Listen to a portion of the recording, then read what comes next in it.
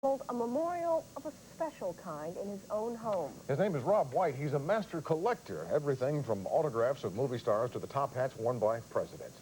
He's elevated collecting to high art. At-large columnist Dan Rodericks here to tell us more about that. Dan? Yeah, thanks, Pat and Camilla.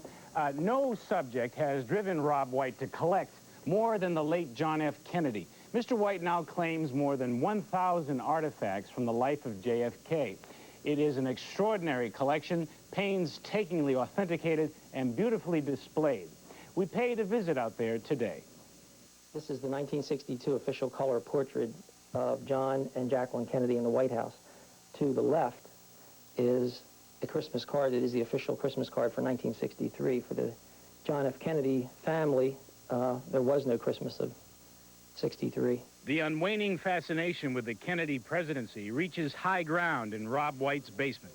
It's difficult to imagine any collection outside the JFK Library in Boston offering a more impressive array of the late president's personal effects. These are a particularly favorite pair of sunglasses used by John F. Kennedy as president, and the shot is him with Caroline on his lap in the airplane, the Caroline. ID card used early in his senatorial career to carry in his wallet, and his wallet is to the right. It's got his initials on it, and it's the wallet he carried into his presidency.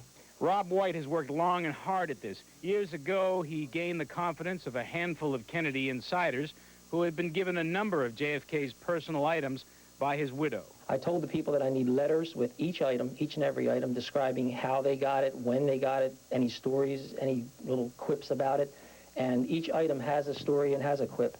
And I have letters, hundreds and hundreds of letters documenting every piece that I have. White was in high school when Kennedy was assassinated.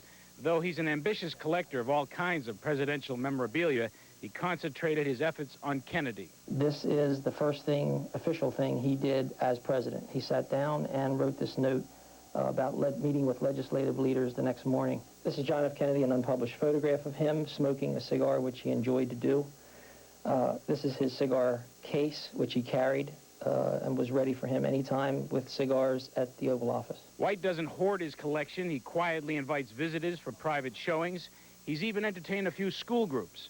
The allure of collecting, after all, is sharing the fascination of holding something held in the hands of greatness. The president, the martyred president, the Camelot days, it was there, it happened, and I just am taking a long ride on it till the day I die. I'll collect John F. Kennedy. I just am fascinated with John F. Kennedy.